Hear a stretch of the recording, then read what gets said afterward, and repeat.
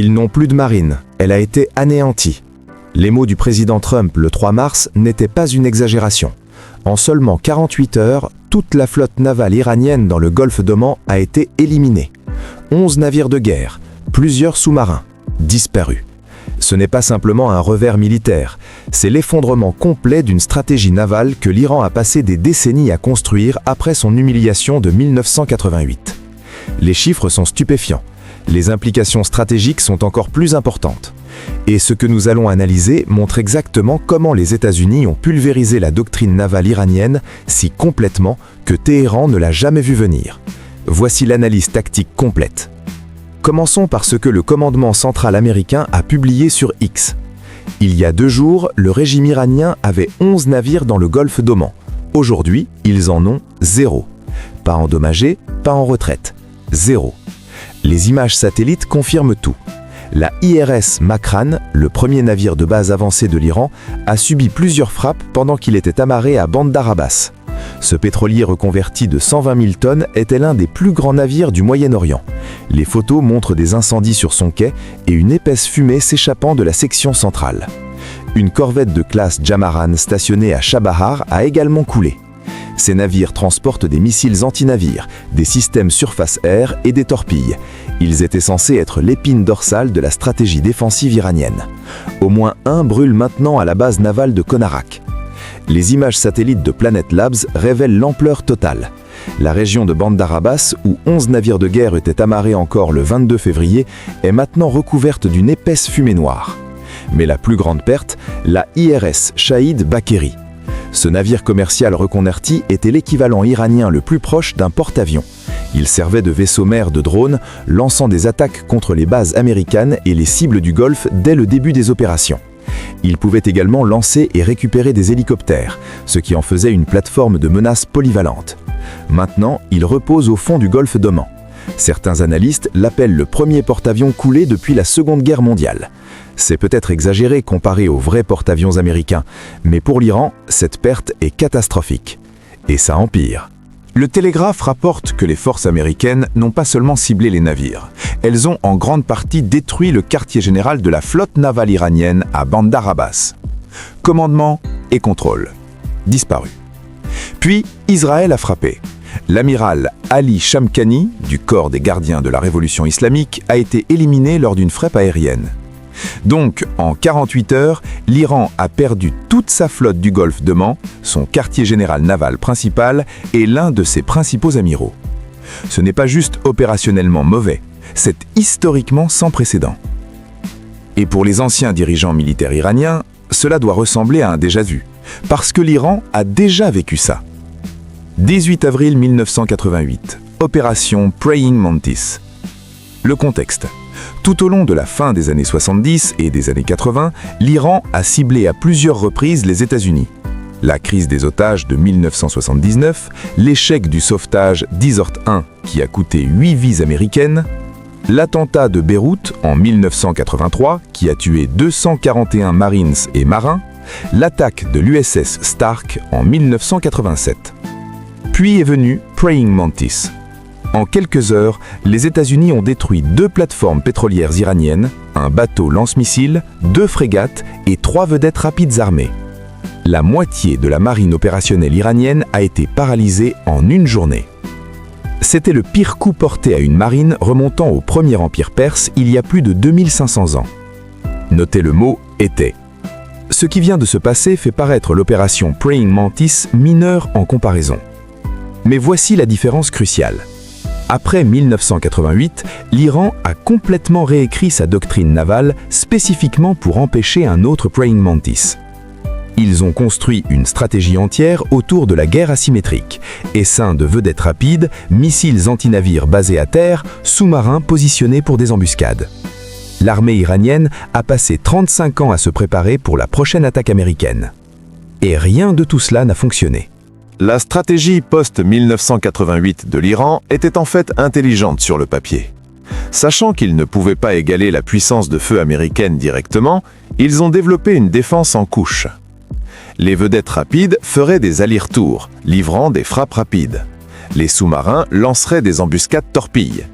Les missiles basés à terre s'abattraient sur tout ce qui entrerait dans le détroit d'Ormuz. Le plan supposait que les États-Unis s'engageraient dans un combat naval de navire à navire dans des eaux confinées. Les navires iraniens plus petits et plus maniables auraient l'avantage dans ces espaces restreints.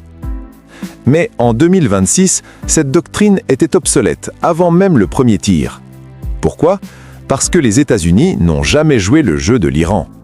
La couverture permanente par drone signifiait que les États-Unis savaient exactement où chaque navire iranien était positionné à tout moment.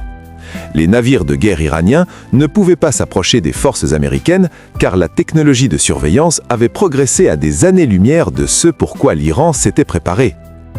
L'Iran a apporté une stratégie des années 90 à un combat de 2026. Le résultat ? Échec tactique complet.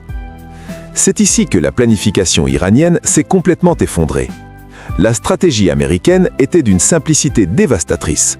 Détruire la flotte iranienne en utilisant des missiles de croisière Tomahawk lancés de si loin que les navires iraniens n'ont jamais quitté le port. Les Tomahawk ont une portée de frappe dépassant 1600 km, environ 1000 miles. Les navires de guerre qui les lançaient ne sont jamais entrés dans la portée des défenses iraniennes.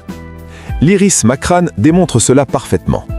Les Tomahawk ont frappé le navire en succession rapide depuis des centaines de kilomètres. Quels que soient les systèmes défensifs installés par l'Iran, ils n'ont jamais eu la chance de répondre. Ces missiles ont probablement été lancés depuis des destroyers de classe Harley-Burke, les navires exacts que l'Iran s'attendait à engager de près avec des vedettes rapides. L'Iran attendait l'arrivée des navires de guerre américains. Ce qu'ils ont reçu, c'est un barrage de missiles provenant de plateformes qu'ils n'ont jamais même vues. Puis est venue la phase de nettoyage. Une fois que les navires iraniens ont été paralysés et en désarroi, les F-35 sont intervenus avec des bombes JDAM de précision pour les frappes finales. Cette approche en deux phases était brillante. Subvertir les attentes iraniennes avec des frappes à longue portée, puis se rapprocher pour un travail de précision quand les défenses sont déjà brisées. Ce n'était pas une bataille navale, c'était une démolition systématique d'une force conçue pour contrer des menaces que les États-Unis n'avaient jamais l'intention de présenter. Mais voici ce que la plupart des analyses manquent. Cette opération n'avait pas principalement pour but de détruire la capacité militaire iranienne. Le docteur Andreas Baum de l'Université de Saint-Gall, en Suisse, le dit franchement. Si vous comparez leur marine avec la grande et belle armada de Donald Trump, c'est plutôt comme un nain. La marine iranienne n'a jamais été une menace authentique pour les forces américaines. Leur équipement est obsolète, affaibli par les sanctions. Leurs avions sont principalement de l'ère du Shah, des appareils construits par les États-Unis et vieux de plusieurs décennies. Alors de quoi s'agissait-il vraiment ? Le détroit d'Ormuz. Cette voie maritime étroite est l'une des routes de transit les plus critiques au monde. Environ 20% de toutes les expéditions mondiales de pétrole brut y passent. La Chine reçoit 45,7% de son pétrole par le détroit. Même les Amériques obtiennent 12,5% de leur approvisionnement en pétrole via ce passage. C'est un point d'étranglement de plusieurs milliards de dollars. Et l'Iran essayait de le fermer.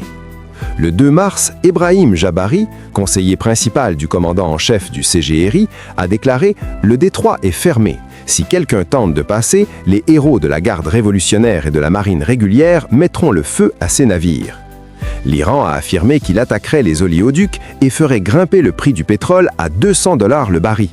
Ce n'était pas de la posture vide. Les transits totaux par le détroit ont chuté d'environ 80%. Les prix des assurances ont explosé. Les entreprises ont cessé d'envoyer des navires. C'était le seul vrai levier de l'Iran dans le conflit. En éliminant les actifs navals iraniens, les États-Unis ont complètement supprimé ce levier. Bien sûr, les médias d'État iraniens racontent une histoire différente. Ils ont affirmé avoir déclenché une tempête de missiles balistiques contre l'USS Abraham Lincoln. Les États-Unis ont rapidement démenti cela en publiant des photos du porte-avions pleinement opérationnel. L'Iran a également lancé environ 400 missiles et 1000 drones contre les États du Golfe, Qatar, Jordanie, Émirats arabes unis. Cela semble impressionnant jusqu'à ce que vous le compariez à ce que l'Iran a lancé après l'opération Midnight Hammer à l'été 2025, lorsque les États-Unis et Israël ont ciblé l'infrastructure nucléaire. Les chiffres actuels sont nettement inférieurs. Cela ressemble au dernier soubresaut d'un régime essayant de projeter la force pendant que tout s'effondre. La doctrine navale soigneusement construite de l'Iran n'a pas seulement échoué, elle était si fondamentalement défectueuse qu'elle n'a pas pu s'adapter lorsque les États-Unis ont changé un élément de la stratégie attendue. Le secrétaire d'État américain Marco Rubio s'est adressé aux journalistes le 2 mars avec un message clair. Les coups les plus durs viennent encore de l'armée américaine. Ce que nous avons vu jusqu'à présent visait à éliminer la menace immédiate. Maintenant, des fronts s'ouvrent à travers le Moyen-Orient alors que les mandataires iraniens, comme les Houthis, intensifient les attaques. Mais pour la marine iranienne, les dégâts sont déjà irréversibles. Une flotte qui était censée contrôler le détroit d'Ormuz et défendre les eaux iraniennes a duré 48 heures contre la puissance de feu américaine. 35 ans de développement de doctrine, des décennies de préparation, des milliards investis dans les capacités de guerre asymétriques, tout neutralisé en 2 jours. Et il y a une personne qui regarde tout cela avec une inquiétude particulière, Vladimir Poutine. L'effondrement du régime iranien a de sérieuses implications pour la Russie. Moscou s'est appuyé sur Téhéran comme partenaire stratégique et mandataire régional. Voir les capacités militaires de l'Iran s'évaporer en 48 heures envoie un message clair sur ce que la puissance militaire américaine moderne peut accomplir lorsqu'elle est pleinement déployée. Pour Poutine, qui fait déjà face à ses propres défis stratégiques, le désastre naval iranien est un aperçu de ce à quoi ressemble l'action militaire occidentale coordonnée en 2026. 11 navires de guerre détruits. Quartier général du commandement dévasté. Un amiral de haut rang éliminé. Le détroit d'Ormuz qui rouvre. 48 heures qui ont démantelé des décennies de stratégie navale iranienne. C'est ce qui se passe quand une doctrine obsolète rencontre la guerre de pointe. La question maintenant n'est pas de savoir si la marine iranienne peut se rétablir, c'est ce qui vient ensuite, alors que les États-Unis promettent que les coups les plus durs sont encore à venir.